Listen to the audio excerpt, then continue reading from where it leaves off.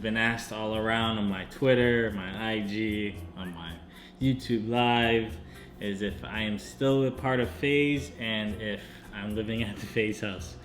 All them questions, asking all them questions. Why you asking all them questions? Making statements. What's up, guys? Well, welcome to another Just Live vlog. It's your boy Cheo. In today's video, we are doing a Q&A. I'm excited to do this because I get to interact with you guys, where you guys ask me questions and I, answer them. So the first question we're gonna start off with is from Matt. What hobby do you have that audiences don't know about? One of my most favorite hobbies that I have that you guys might not know about is that I love to produce music. Producing music has actually gotten me to where I am today. I started off back in high school with my friend Jay Bonzi. We started this music group called Motivated City Boys, aka MCB. We used to chant that everywhere, and he was an artist. He was a hip hop artist. And I was a producer, so I would legit spend 8, 10, 12 hours in a day and work on, my craft and send music to him and to a bunch of other people that I had around me. It also helped me learn how to network. So I was out in Boston reaching out to different people. It was the start of my networking career where I would try to meet other artists or other producers. Got me into a radio station where I was co-hosting a radio show. And then networked from there, and then just skyrocketed to where I am today. Probably wouldn't be the person I am today if I didn't work on some music. That's one thing I think you guys didn't know about me, is that I produce music. I think you've seen me around music a lot, but not in the sense of you guys knowing that I used to produce music. My next question is from Brandon Lee. My favorite moment from the FaZe houses. My favorite moment was moving into the FaZe house in Newport. I drove across country in a U-Haul truck. It took me 3 days. And when I realized I was close to the house, I had called the guys. I believe I called Tico, and I was like, bro, open up all the doors, get the camera ready. Once I get there, I'm just gonna run straight through and just jump right into the pool. And that was one of the greatest feelings, the greatest moments I've had in my life, because kid grew up in a small town called Haverhill, never expected to end up where I am today. It was truly a blessing. I lived a lavish life, living with the guys at the FaZe houses. I truly appreciate them for giving me the opportunity to do so. My next question is from Catherine. What's one thing in your bucket list that you've always aspired to do? One thing on my bucket list is to fly to Japan. I've always had love for the history of Japan and their culture. To be able to do that and to be able to see it in person and explore the history of Japan, it would be one of the top things on the list I would have for my bucket list. Next question is from Anthony. How's your daughter and your family and Sensei's fighting career going? My family, my daughter and my family are doing really well. My daughter is excellent. I can't complain. Being stuck in this pandemic where I can't fly as much to see her, or just being stuck in the house, I'm privileged to know her mom raises her right and has been homeschooling her, so she's been on top of everything. Her art is amazing. She just keeps on getting better. She just watches YouTube to learn how to draw better. It blows my mind to see her growth. She's 6 years old, and it's like time is flying. I gotta make sure I lock this all in so I can open up amazing opportunities for her. Also, her brother, I'm giving a lot of props to. He's not my son, but I treat him like one of my own. He's family to me, and I always want to make sure he's doing great things. I'm proud to say that he's been doing good also. He practices basketball all day. He watches drills. He's doing the drills every day. I hear he wakes up and that's the first thing he starts doing. So I'm very proud of these kids because they're very active. They're not just on their phone. They're not on TikTok all day. Even though they love TikTok and all these fun things, they're not on it all day. They're very interactive with things and creative. So I'm really proud to say that things are going well for them. And as far as my brother and his fighting career, it's a pandemic.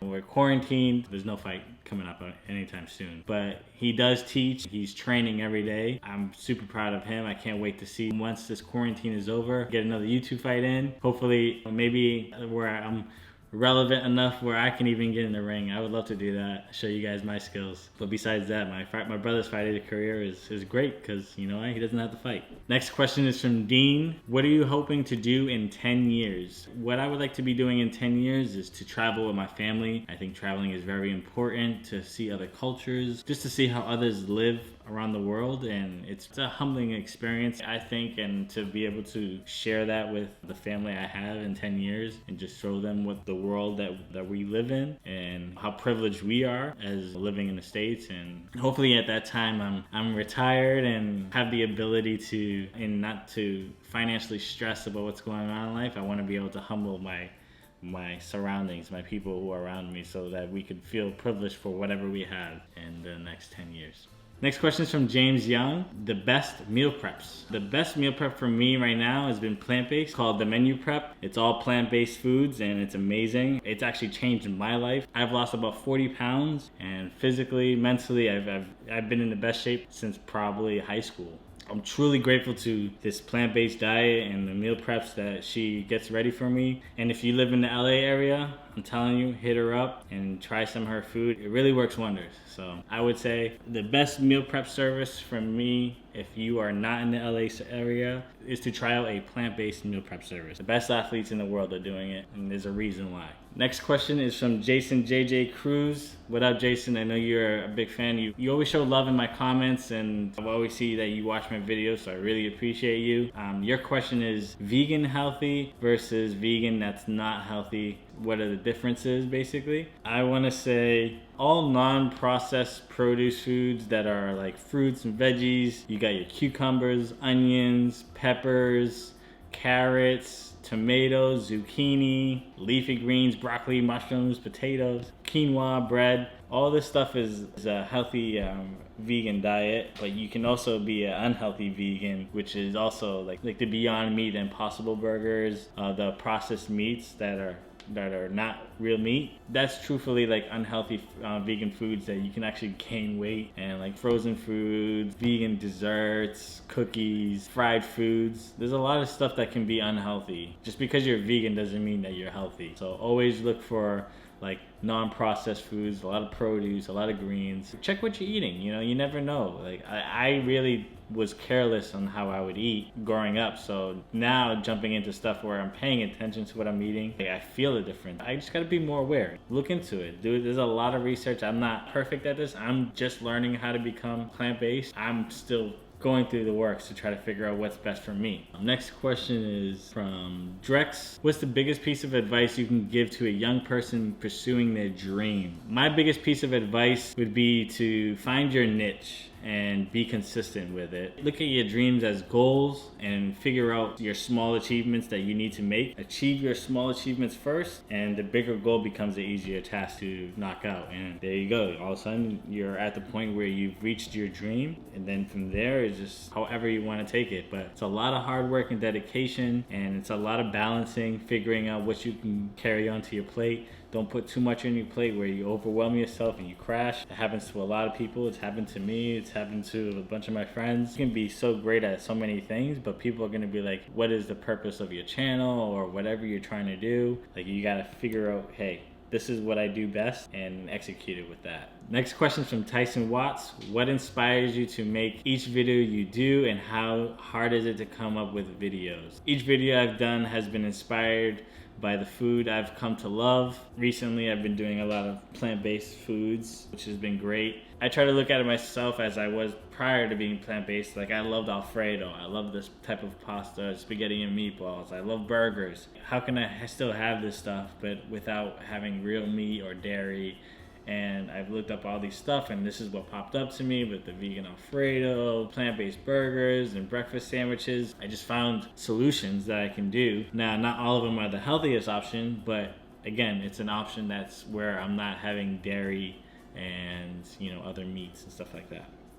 And where it's strictly plant-based. As far as like how hard it is to come up with videos, it can be challenging. To me, it's more of I want to be able to stay trending on what's going on in YouTube, but still be my own, whatever I'm uploading, and just feel happy with what I'm uploading. I don't want to be doing every video that's trending and not feel original or fake. I don't want to fake anything in my videos. I might do, like, I'm down to do some skits and stuff where it's just obvious to be something that's not real.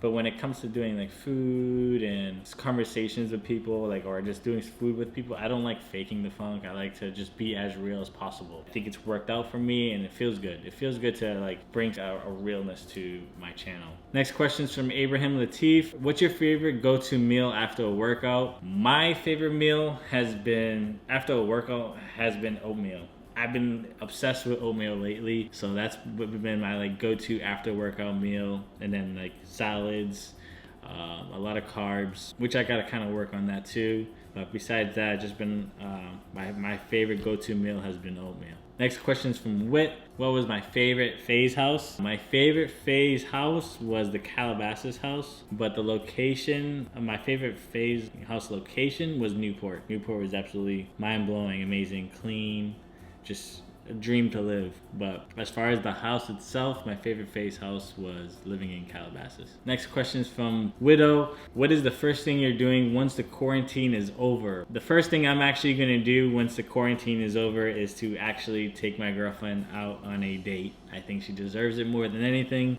She's taken care of me during this time where we've been locked in quarantine, and we're still getting to know each other. We just started dating. To just jump into something so fast, I appreciate her patience and us getting to know each other during this time. So I feel once this quarantine is over, I want to be able to take her out to a nice date and just treat her, because she deserves it. And for my last question, it has been asked all around on my Twitter, my IG, on my YouTube Live, is if I am still a part of FaZe and if I'm living at the FaZe house. No, unfortunately, I'm no longer with FaZe. I love the guys with all my heart, but I am working on my own brand, and I am not living at the FaZe house. The guys have their own setup over there.